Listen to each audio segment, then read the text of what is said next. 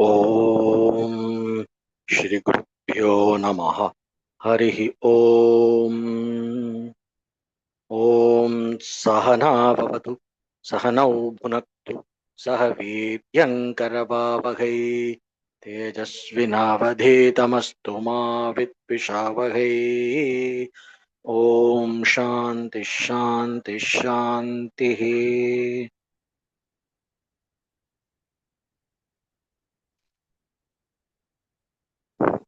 Today we are going to see the last verse of Sadhana Panchakam, the fifth shloka. It goes like this: Ekante sukham asyatam paratare chetah samadhiyatam purnatma susamikshyatam jagadidam tadbadhitam drisyatam prakkarma pravilapyatam chitibalan napyuttaraisrisyatam prarabdham tviha bhujyatam atha parabrahmatmana sthiyatam. The meaning is ekante sukhamasyatam. That is the first one.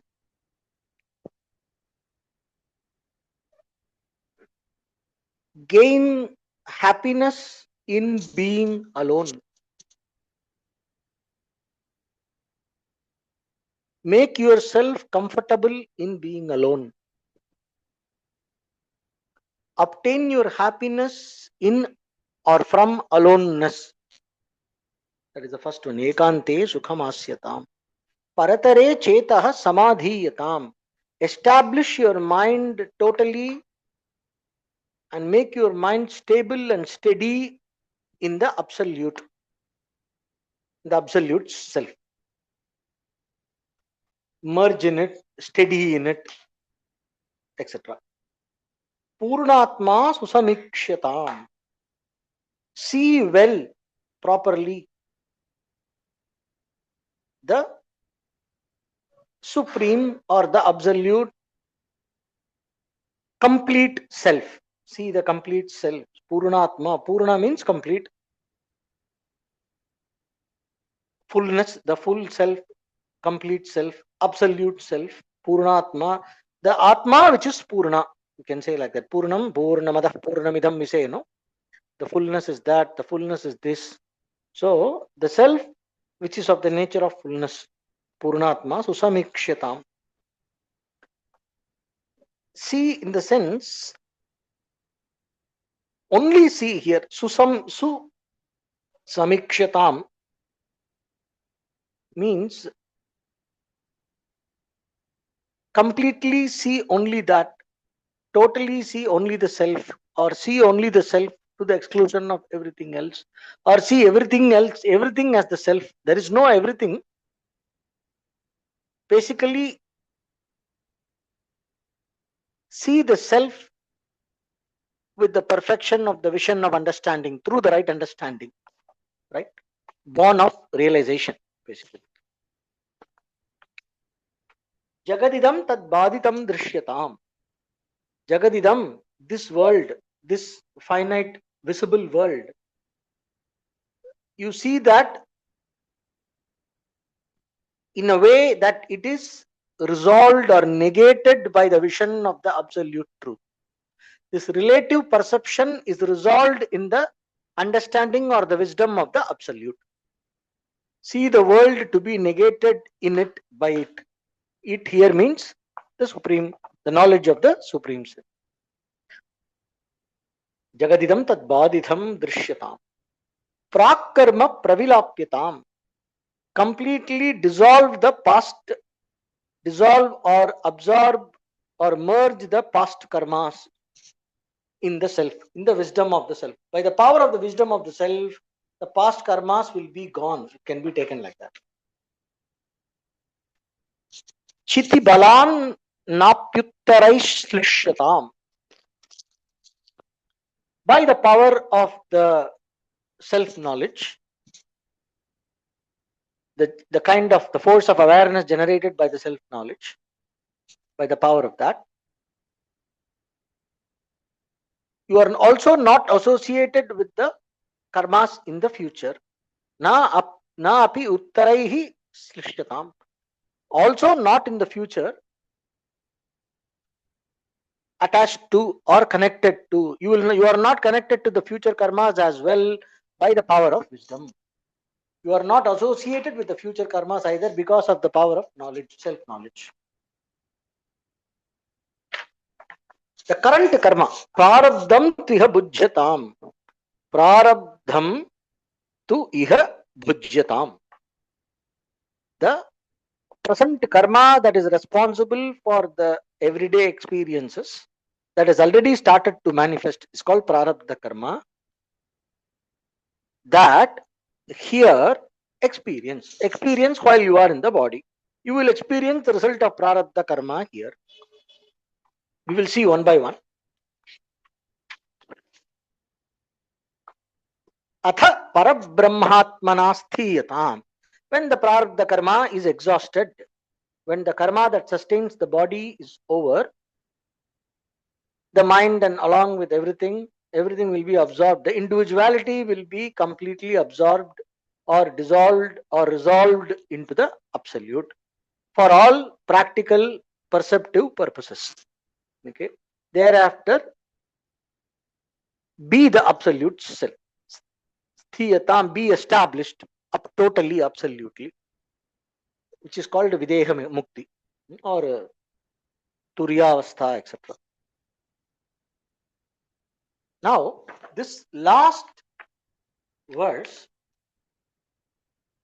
is talking about the life of a Jivan Mukta. Okay, the person who is liberated by knowledge. Until the previous verse, the realization is over. The self-realization, enlightenment, and being established in enlightenment and all that is taken care. We saw up to this Natu Vrita Vakyam Samuchartyam, all that takes care of the mind disturbances and the practice of nididhyasana being established. Now, the steady knowledge, when it shines in the mind, what more can be done?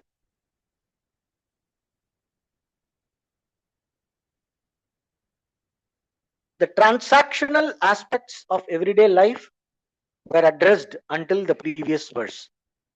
No, we saw about Sitoshnadi Vishakyatam and all that. Endure the pairs of opposites like heat and cold, etc. Don't get carried away by the kindness and cruelty of people and all that. Various aspects of the transactional everyday existence. How to face the everyday life in the light of knowledge in a way that strengthens the commitment to the knowledge, all that we saw. Now we are talking about merging the mind in the self. What does it mean? It's basically getting into the absolute silence. Now there are two aspects of it. One is the samadhi, where the mind is completely absorbed at its source. Absolute silence, samadhi, nirvikalpa samadhi, etc.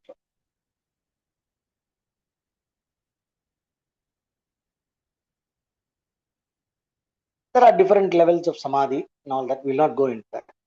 So here he says, ekante sukhamasyatam. There are two words here. Gain the happiness in being alone. See, already the person has renounced, gone to the Guru and into the life of contemplation. He is living by alms, staying alone and meditating, etc. Right? Right, in meditation itself, one is supposed to be aloof, disconnected with all the other commitments and society and socializing and all that. Even I quoted Bhagavad Gita, Vivikta Deshe, going to a place which is far away from all the commotion, choose a sit in dasana and concentrate the mind on the self. All that is there in the dhyana. So all that comes in the manana and the nididhyasana beginning stages itself. So that is part of the lifestyle. Now here, why obtain happiness or be happy in staying alone? Why is it said here? There are two things. There are two levels of aloneness here. One is the physically being alone,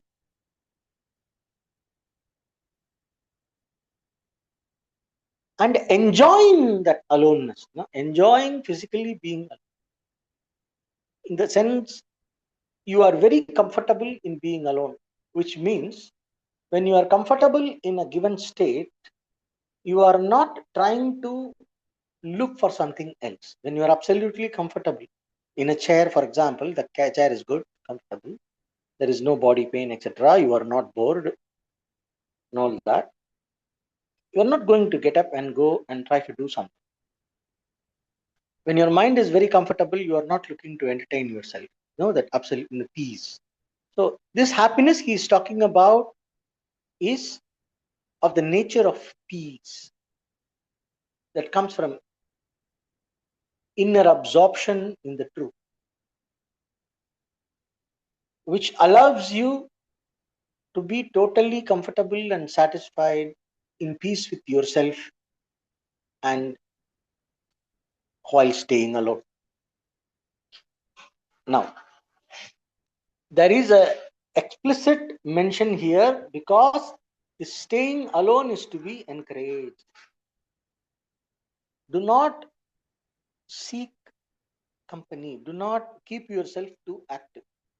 Even in spiritual things, establishing ashrams, going around and teaching the world, saving the world, all that is already taken care. But here, as a person can, there is no personal ambition anymore, because with God's grace and with the Guru's grace, with knowledge, there is no personal ambition. But what happens? The mind is excessively sattvic. When the mind is very sattvic, you can get dragged into social service, you can get dragged into doing good for the world. It may not be very, it may not be in an ambitious, very personally ambitious way, but it might become a kind of spontaneous. So it is important to encourage the mind to find happiness or comfort, the comfort zone and joy. The mind should be encouraged to find joy in being alone. Means spend a lot of time alone. This is one. Sukha. The word sukha is used. There are various kinds of sukha: happiness, joy, comfort.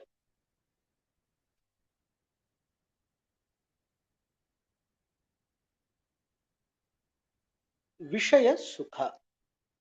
I feel happy in various things. When I hear the good music, I feel happy. I am taking a walk there.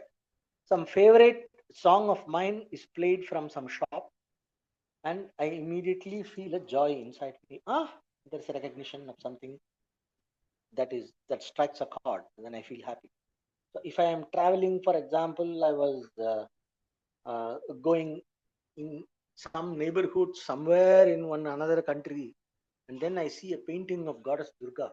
He's very happy. Oh wow, what is the Durga painting doing here?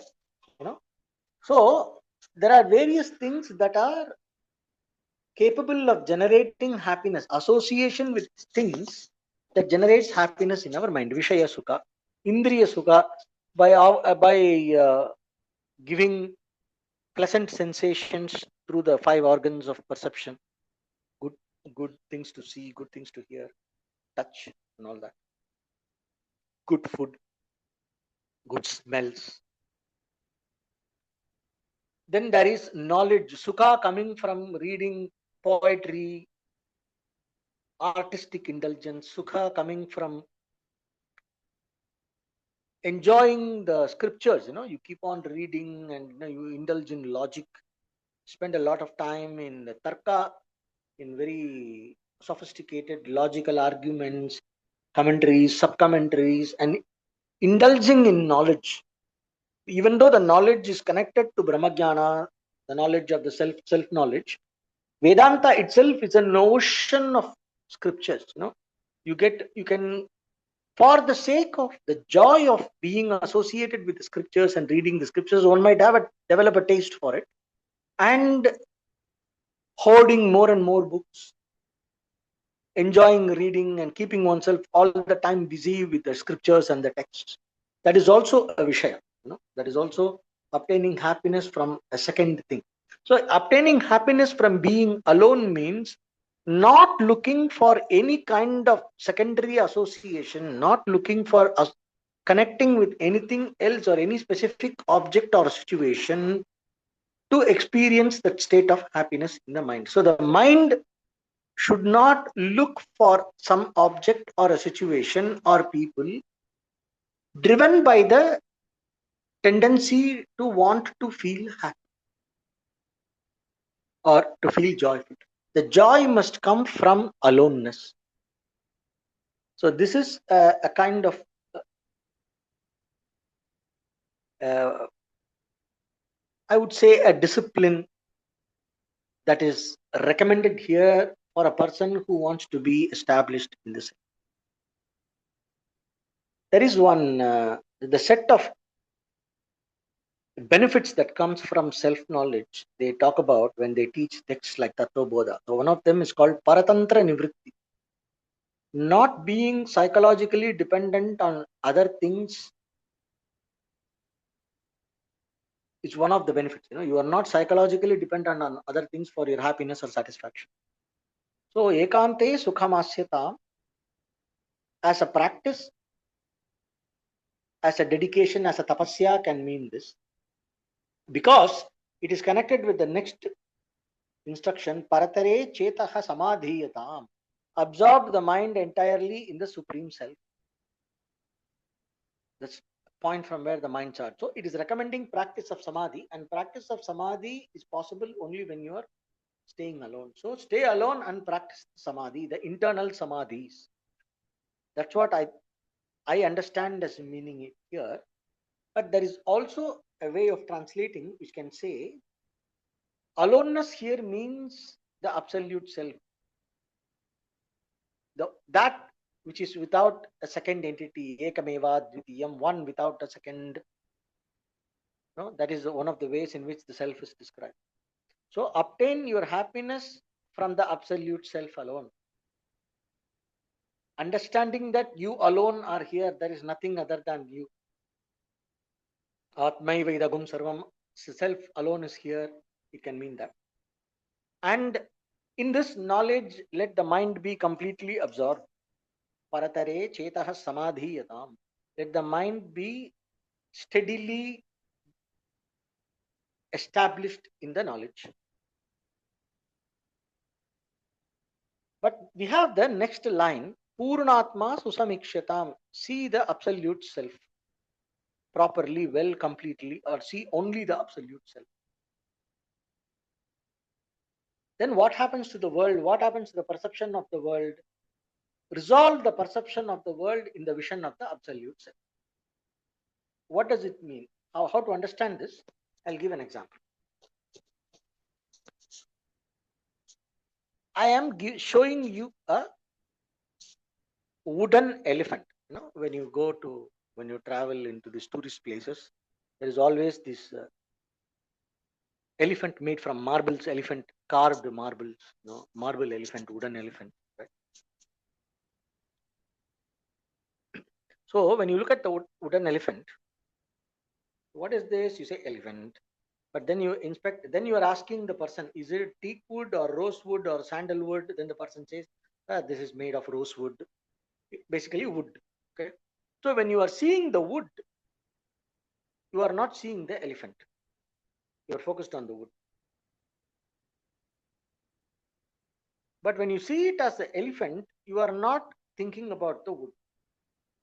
There is one very famous Tirumandiram verse, one Tamil yogic text, Vedantic text. There is a verse.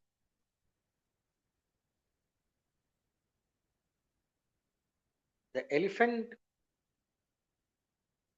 hid the wood, and in the wood the elephant was hidden. The five bhutas, the five elements, hid the para, the supreme thing, the supreme being.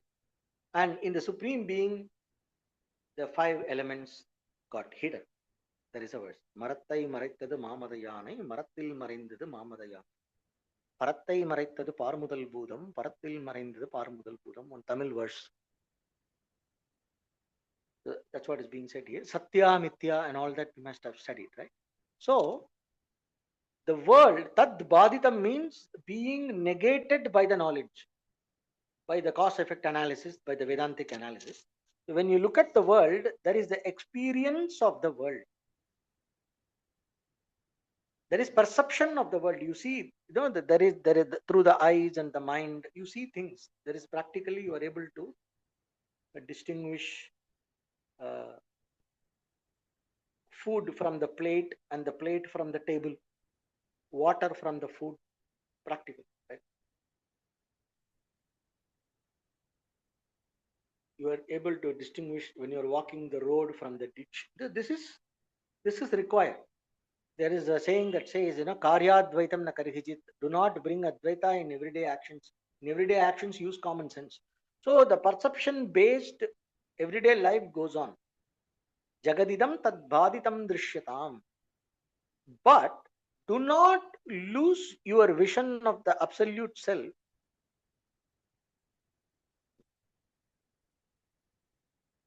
in the transactional experience. Even when there is a transactional experience for the mind associated consciousness, there need not be ignorance.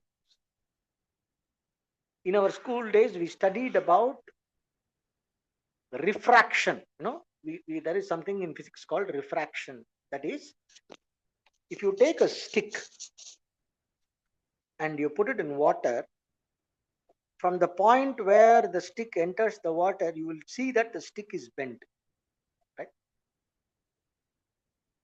So a child, this is an example, it was given by one of my gurus. It's a beautiful example. It stayed with me, so I will share it with you.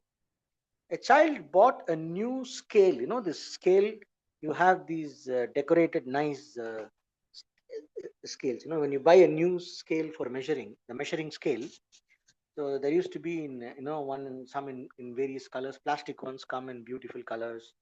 Then there is a wooden one. Then there is a steel one.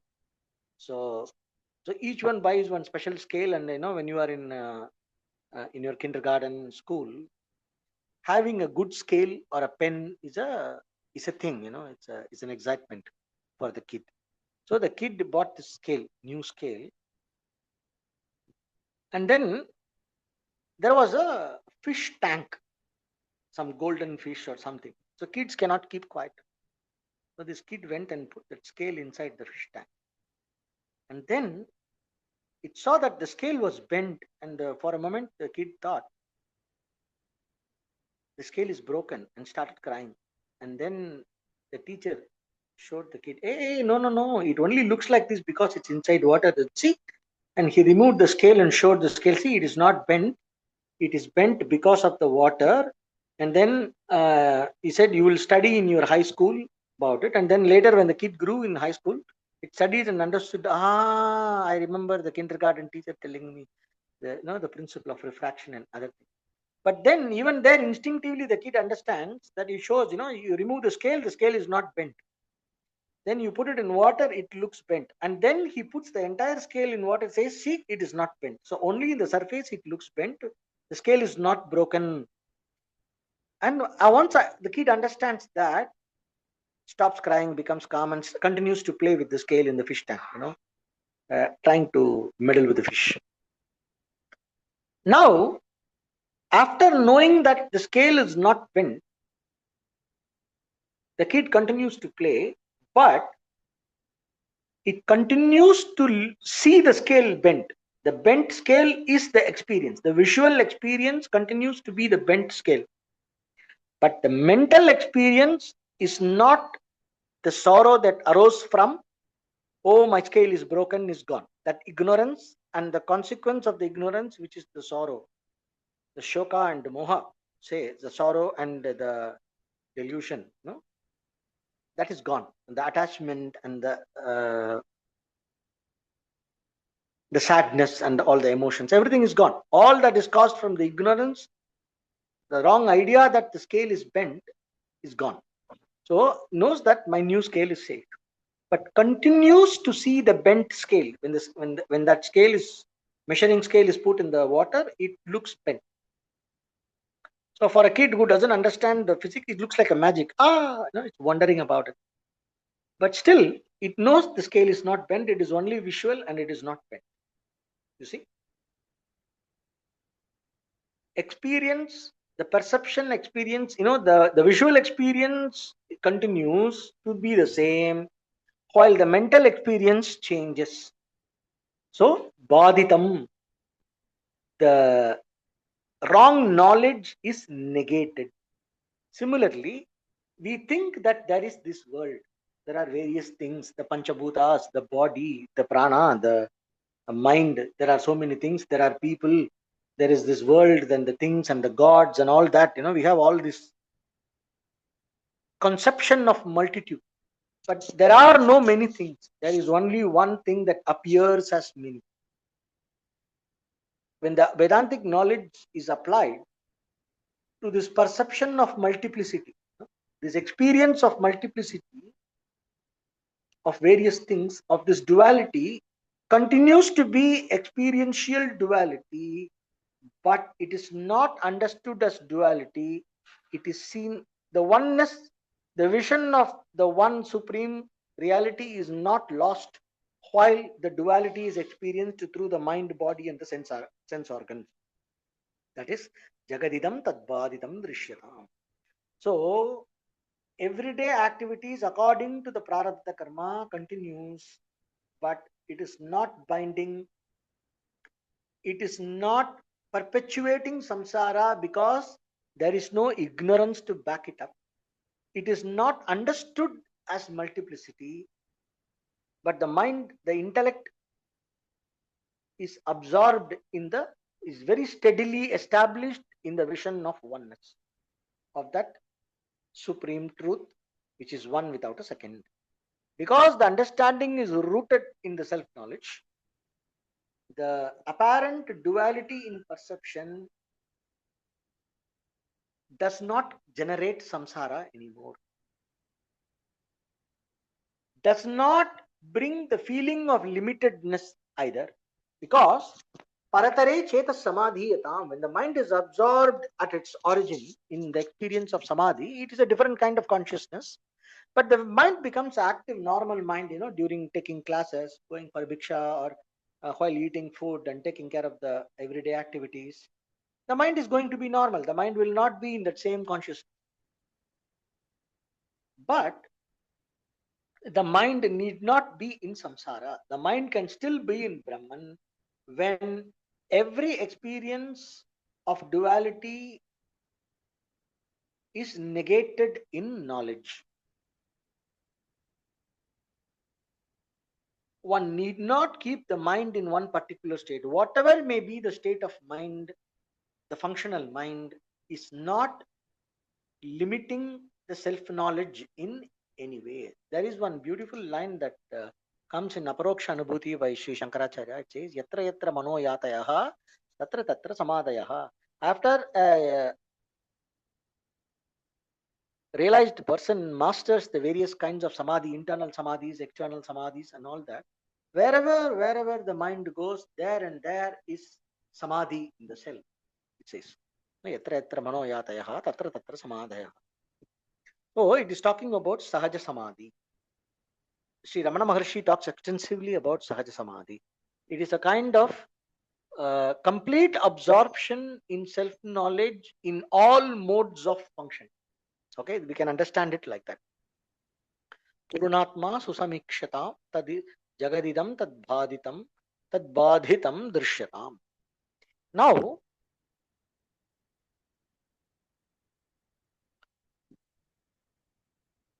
This is talking about being totally, the mind being totally merged or absorbed in self knowledge in all modes of functioning. These four instructions. Okay. Finding happiness in being alone, and absorbing or es-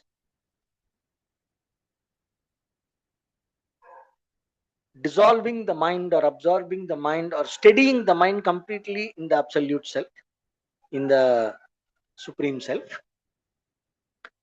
It talks about samadhi in through the meditative process, and then in functional states of life, like whenever the body and mind is active, the senses are active, one can resolve this duality experience in the knowledge of the self by seeing the true nature of the self. Purnatma susamikshatam, being established in the knowledge aspect,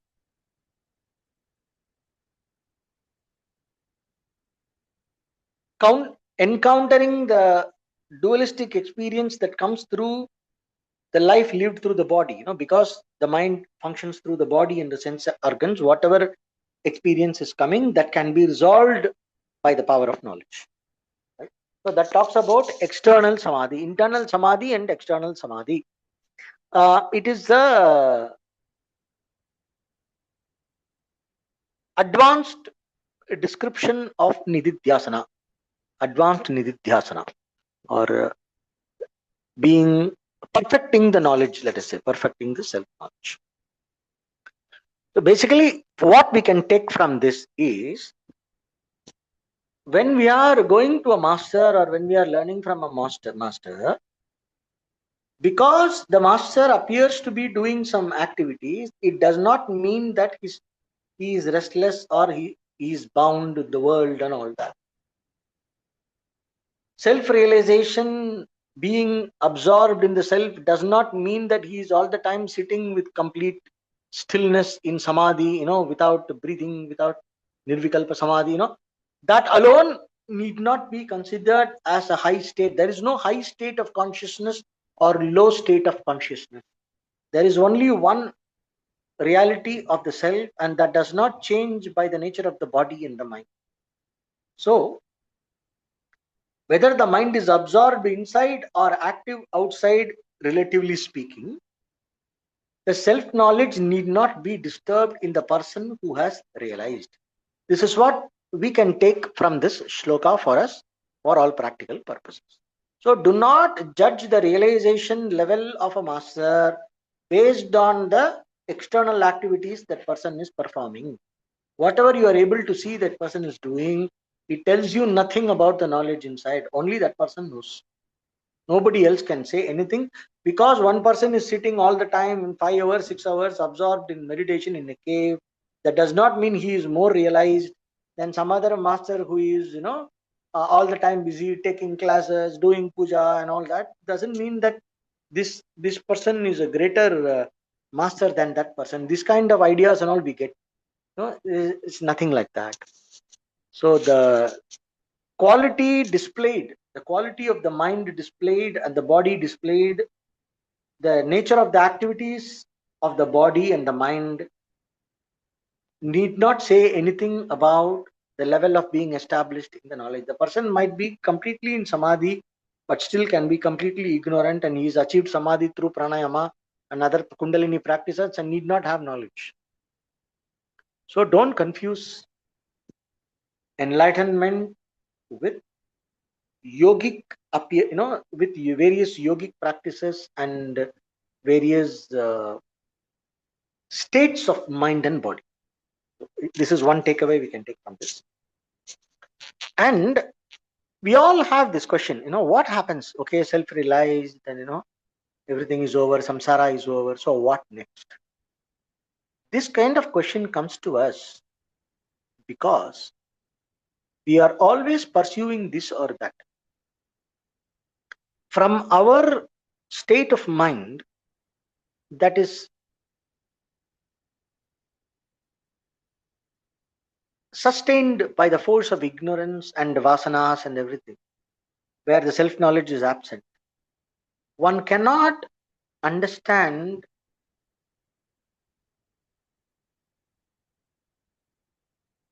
what comes after realization. This what comes after is a question because we are stuck in the loop of cause and effect and time.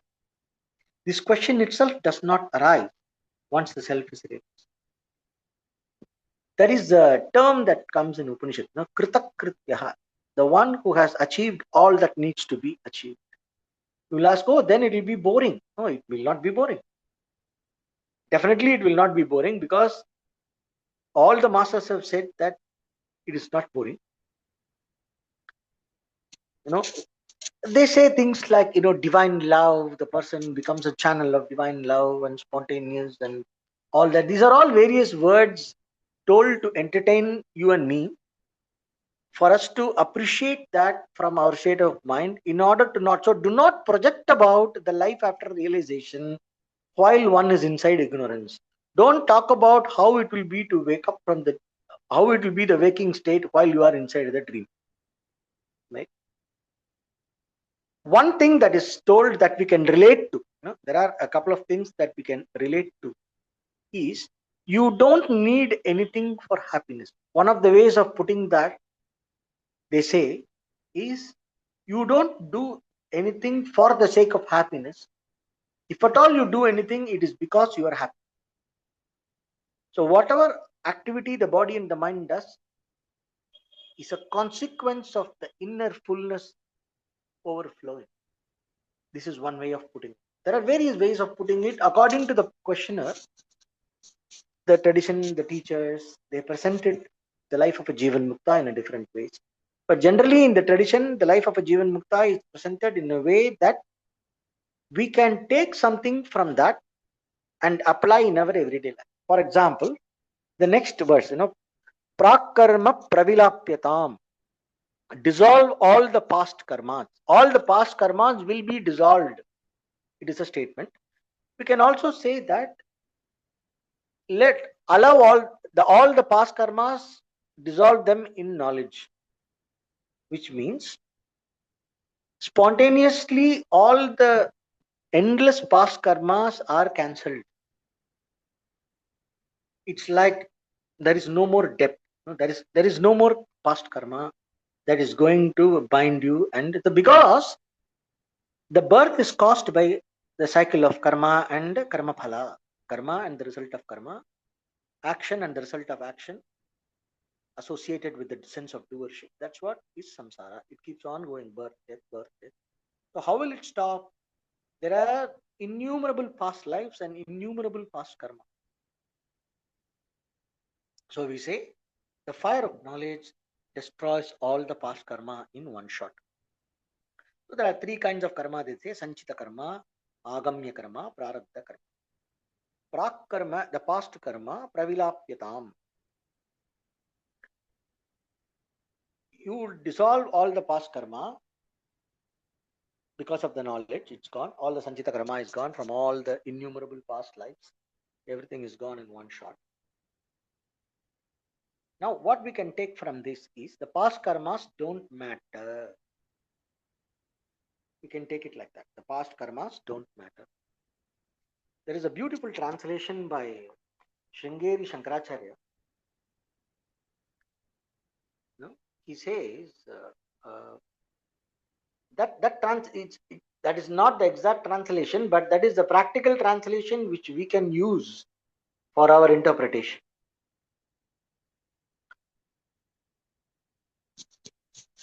Conquer the effects of the deeds done in the earlier lives by the present right action. Now, this is focused on karma. So, that's not what is told here. But what we see is the past need not limit us. That is the takeaway. What we take from this is, if you are devoted to the right knowledge and the right understanding, in tune with the truth, the past need not limit you. Because the past was in a certain way, that doesn't limit or put a full stop for your growth in any way. That is the takeaway. Prakarma pravilapyatam. Chiti balan apyuttaraishlisyatam. Even the future karmas, by the power of wisdom, be detached from. Through the wisdom, become detached from future actions. Here it means agamya karma. Because this person is established in self knowledge, the current actions, whatever is being done through the body and the mind, will not create further binding karma. So there are certain discussions about this, that reincarnation of a jnani, the story of Jadabarda and all that is there. Some exceptions here and there. But what is being said here, Chiti Balan, means by the power of the mind devoted to knowledge. The when one is sincere in the nididhyasana, when nididhyasana is good, it leaves a certain samskara in the buddhi, in the instinctive cognitive faculty in the mind, in the ego structure. The power of that knowledge does not generate that binding samskara. It is a habit, it is a habit pattern to get attached to the results of action, because the self definition comes from achieving the results of action. So all that is already taken care, but that habitual error might be there. So that habitual error that might create a future karma through association with the future actions and the result of actions in the future, that is conquered by the power of wisdom.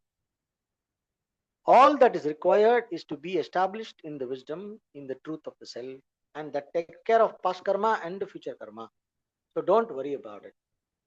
But then there is another kind of karma called prarabdha karma. Prarabdha karma is that result of karma which has already started giving its effect. For example, the kind of body we get, the kind of parents we get, the kind of birth we get, where we are born, and all that is because of prarabdha karma. And because of that, certain, the kind of society we are in, the neighborhood we are in, all that brings a certain set of experiences that we cannot control, but we will have to face. So the kind of experiences we face in our day-to-day life that is not under our control, but we face them anyway, is understood as prarabdha karma. And this prarabdham, what will happen to that? Prarabdham tviha bhujyatam. Experience the prarabdha karma.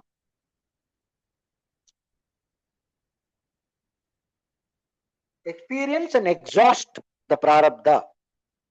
Means, regarding the karma that has already started to give its result, don't struggle with it. It will go as fast as it came. Nothing lasts. Even this shall pass away. If it is a pleasant experience, it will come and it will go. If it is an unpleasant experience, it will come and it will go. Even this shall pass away. Prarabdha karma will come and go. You cannot do anything about it if it is in prarabdha.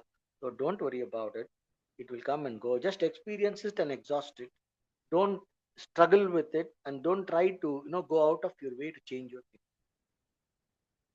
So prarabdham viha bhujyatam atha parabrahmatmana sthiyatam. When the prarabdha karma is over, when the karma that has already started to manifest and give results, when it is exhausted, there is no more future karma that is binding. There is no more past karma to push you further. So because of that, what happens? The mind is completely free, and the individual gets totally absorbed at the source, which is the Supreme Self. There is no more individuality. Individuality is completely absorbed into the reality. There is one very famous song, Siddha song, நந்தவனத்தில் aunty நாலாறு மாதமாய் குயவனை வேண்டி கொண்டு வந்தான் ஒரு தொண்டி அதை கூத்தாடி கூத்தாடி போட்டுடை தாண்டி நந்தவனத்தில் aunty. Very famous song. the somebody got a pot after talking, from the potter. He Here, kutadi means, let us say, doing all kinds of actions and exhausting the karma, the pot breaks, death, experience of death. Or it can also say that by the, you know, by constant contemplation in the chitsavai. Kutadi here also means, in the consciousness space, dancing in the consciousness space. So once the pot is exhausting your prarabdha, once the karma is over, the pot is the pot breaks. Potudai tandi, the pot breaks. When the pot breaks, what happens? The space inside the pot merges with the space outside the pot. We say, correct? So I have a pot. There is space inside the pot and outside the pot. Is it really like that? Or it is the pot that is in the space? The distinction of inside and outside is there because of the surface of the pot. Once the pot is broken, there is no more inside, there is no more outside. The perception of limitation is gone.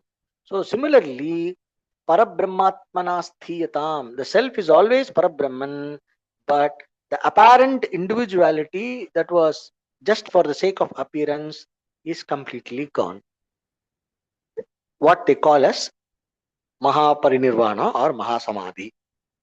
And the Prarabdha is gone, the individual completely merges in the self, Mahasamadhi. Right? So that's what it says. And there is what will happen to that person? Will he go to heaven, to God and all that? No. In Bhagavad Gita, it talks about this. There is a yogic journey after death through what is called Devayana, the way of the gods, the path of the light. Then there is path of the smoke or the way of the ancestors. And then there is the presentation of the death of the person who has realized the self. He says he does not go anywhere. Everything he gets absorbed right here. He does not go anywhere. In the sense, right here as it is, the individuality is completely dissolved. The body is dissolved into the elements. By burying or by body is taken care by nature. The 5 pranas go back to the cosmic prana. The mind goes back to the cosmic mind or Mahat. The intellect is absorbed in the Mahat, like that. So every functionality is absorbed in its source, and there is no more individual. It's just like a complete erasure of the individual. Now, this also cannot be understood and appreciated unless we have a sattvic mind and then we try to understand and we have some kind of understanding of Vedanta. Otherwise, people will say, oh, it is boring, it is like a self-deletion, individuality is beautiful and all that. All this talk comes because of too much of Rajoguna. When the mind is overwhelmed by Rajoguna, people want experiences and get into all kinds of romantic projections about dualistic experiences. Oh, we can be reincarnated in experience of love. Then you have this transformation of the body into supramental being. You have all kinds of spin-offs because the ego is ruled by the quality of rajoguna. It masks or it covers the viveka, it covers the understanding of reality, and because of that one tends to get overexcited about dualistic experiences and thinking that it is something special and one is going to gain something out. No, it is about moving from one kind of falsehood into another kind of falsehood. In reality, if one has the wisdom of reality, the knowledge of reality, this entire question, even indirect understanding, need not be direct, even in indirect understanding of the reality of what the Upanishads are trying to tell us, these kind of questions will not arise in mind. This kind of aspirations will not arise. These are all simply the result of Rajoguna. It is covering our understanding and we are not able to understand the tatparya, the significance or what is the point of this whole thing. Now this something, this Videha Mukti or this Mahasamadhi and all that, these are all talks only for the person who has not realized, for the person who is in ignorance. It is a way of presenting to the person who has not understood yet in a way that they can appreciate. So, why this individual must be interested in this? We say, you are actually Ananda. You are not erased. What gets erased is not you. What gets erased is the sense of false self that has arisen in you. The sense of false self makes you experience yourself as limited, and because of that, all the struggle of samsara and the sorrow and the delusion and the struggle and everything is there because of this false sense of individuality. And the individual itself is a result of ignorance, which means what? The individual is false. So the false individual is completely gone in all levels. It is not just suspension, but deletion, shift, delete. No, that's what is being done to the fake individuality. You are not happy being an individual. That is exactly why we are constantly running behind this experience or that experience. But once you understand what you are and be established in that, let the individual exhaust itself. There will be no more struggle, no more sorrow. Tarati shokam atmavide. So this entire experience, this entire realm of relative dualistic experience is nothing but dukkha. Dukkhameva sarvam vivekinaha comes in Yoga Sutra. Is limiting, is a whole thing is a patterns and patterns of struggle and nothing else. For the person who has not gotten vairagya, who does not see this pointlessness of struggle in the realm of duality, this teaching does not apply. They will not appreciate the vision of Vedanta. So that is why vairagya becomes a prerequisite for studying Vedanta. Without vairagya, one will not be able to understand the goal of Brahma Nirvana or Parabrahmatmanasthiyatam. Because of that, Parabrahmatmanasthiyatam is the end, the true end of all kinds of becoming and sorrow and limitation. That is the end of all bondage. There is no other way in which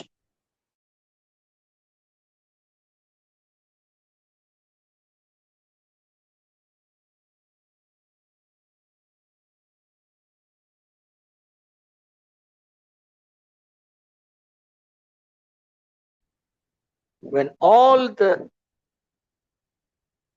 consequence of karma and vasana and everything is dissolved in knowledge, the dualistic experience ceases completely at that when once the prarabdha karma is exhausted. So that is about this. The sadhana panchakam has taken from step one, from our normal chaotic life to conscious living devoted to dharma, purification, renunciation, learning the wisdom and being established in the wisdom and putting an end to the cycle of samsara. That's what sadhana panchakam is. So we will listen to the entire sadhana panchakam once, and with that we will finish the text. Okay.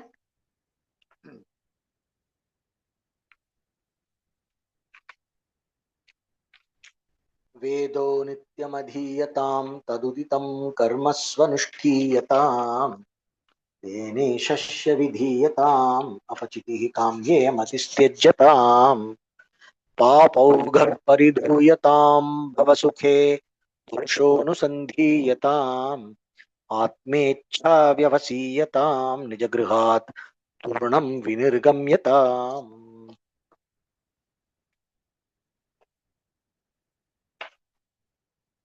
संगः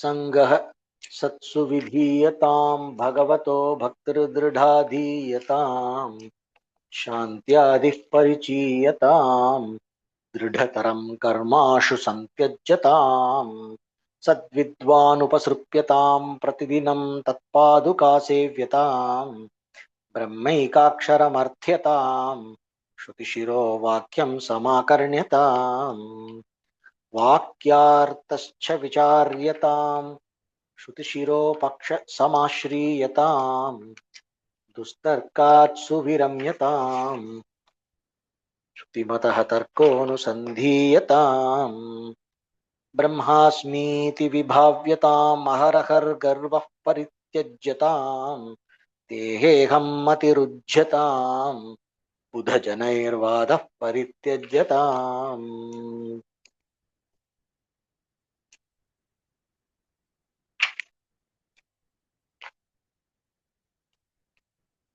क्षुद्व्याधिश्च चिकित्स्यताम् प्रतिदिनं भिक्षौषधं भुज्यताम् स्वाद्वन्नं न तु याच्यताम् विधिवशात् प्राप्तेन सन्तुष्यताम् औदासीन्यमभीप्स्यताम् जनकृपा नैष्ठुर्यमुत्सृज्यताम् शीतोष्णादिविषह्यताम् न तु वृथा वाक्यं समुच्चार्यताम्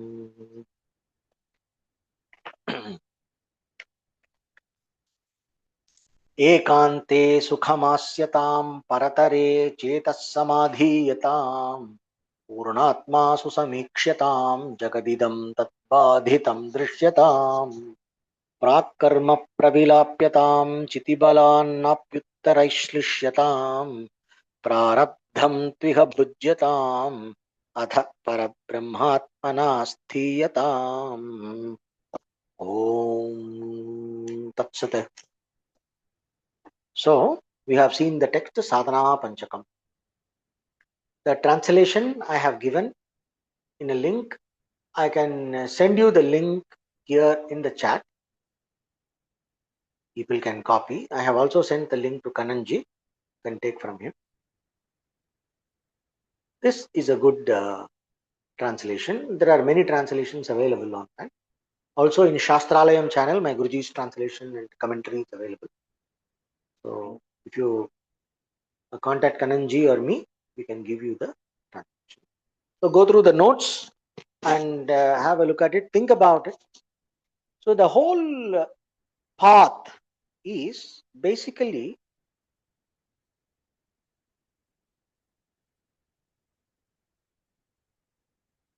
not being a victim of patterns, right? Whatever habit patterns that you have accumulated over various lives for the sake of survival and other things is not the be all and end all of existence. Just surviving, reproducing, reincarnating, surviving, reproducing, reincarnating. This alone is not, and then in the middle, a little bit of ego gratification. If you are a human, a little bit of ego gratification in the terms of, in terms of name, fame, and all that, like you see in the Maslow's hierarchy of needs. And then there is something called doing for the society and contributing to something higher than yourself. That is where is dharma. That's where they come to dharma itself. That is just the beginning. That is just the beginning of some transpersonal level. What is they call as dharma. What we call as dharma is the beginning for us. Seems to be the end for Western psychology. So we begin with dharma. Vedo nityam adhiyatam taduditam karmasvanushthiyatam. So the idea is the possibilities in life are more than what you know. There is more to life than what you know through your senses and your everyday common sense. There is more to life than that. And that knowledge is available in the Veda, in the Vedic tradition. And you are not what you think you are. There is a way to realize your true nature, which is absolutely free and joyous and unaffected by all these little struggles that you think that defines you. You are not defined by all these struggles. You are not what you think you are. So, devote yourself to the life that is recommended by the Dharma. Purify your mind and seek to know your true self as you are. which is something other than what you used to think yourself as. And take refuge in the teachings and discipline yourself and allow yourself to go through the process with a lot of trust and surrender and faith, and trust the process, be devoted, and with God's grace you will get the right teacher, and allow yourself to be worked on through the process of teaching. Allow the teaching to work on you, cooperate with the teaching, and slowly you will see stages of progress, and you will realize your true self, which is completely free from all the struggle and limit, a sense of limitation and sorrow. There is no bondage or sorrow in you. You are eternally free, and this true nature of yourself can be realized by anybody, and definitely can be realized by you. That is what is the purpose of human life, the human birth. And to get a human birth, to get the desire for liberation from all these patterns of struggle called samsara, and to get the association with the right teacher, these three are extremely rare and are obtained only by divine grace. Manushyatvam, mumukshutvam, mahapurusha samshraya. Etatrayam durlapam loke daivanugraha hetukam. These three are very, very rare in this world and are the result of divine grace alone. So you all have, I don't know about mukshutvam, at least you have the teaching, you have the human birth, you can evolve to mumukshutvam. There is more to life than all these little struggles. So open yourself to these possibilities. And from today's shloka, the last shloka, what we understand is freedom is not about digging into your past and creating all kinds of trauma stories. And this is the recent thing that is happening in the Western psychology world. There is too much of meddling with past trauma.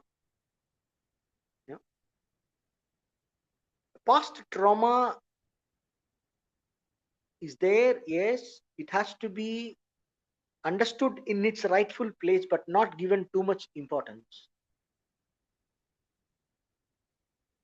Just to understand the cause effect analysis, and one has to move, and one need not define oneself based on the past.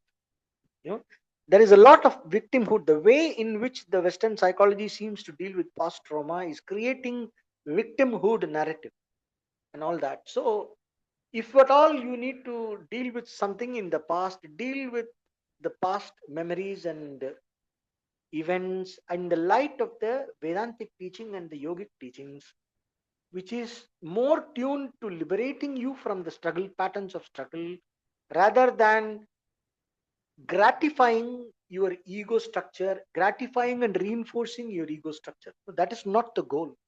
The ego structure does not define you. The ego structure is a functional entity that we may use at will, and we must also be able to suspend at will.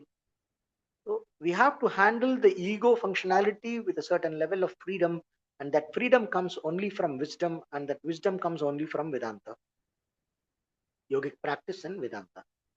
So this, in short, is the message of Sadhana Panchakam. And the future attachments,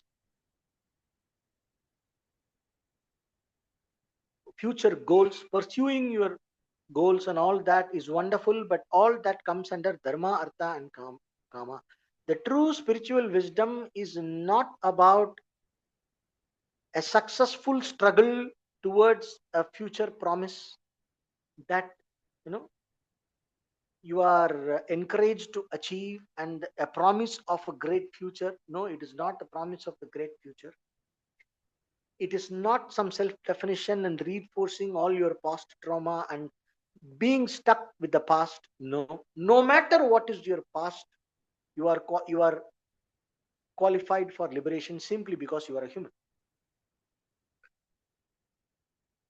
No matter how ambitious your future, great your future looks, no matter what is going to come in the future, all future achievements and experiences are nothing but another form of bondage. What matters is your true reality, and your true reality is absolutely free, and free from all kinds of bondage, sorrow, and struggle right now as you are. And it is realized through knowledge and wisdom because it is already obtained. You have already achieved the highest because you are already the infinite. It just needs to be understood. You are not what you think you are. So open yourself to the teaching and to the process and be liberated right here, right now. This is the vision of Sadhana Panchakam. Om Purnamada Purnamidam Purnat Purnamudachyate Purnasya Purnamadaya Purnameva Vasishyate. Om Shanti Shanti Shanti. Om Tat Sat. You can write down your questions and we can discuss in the next class.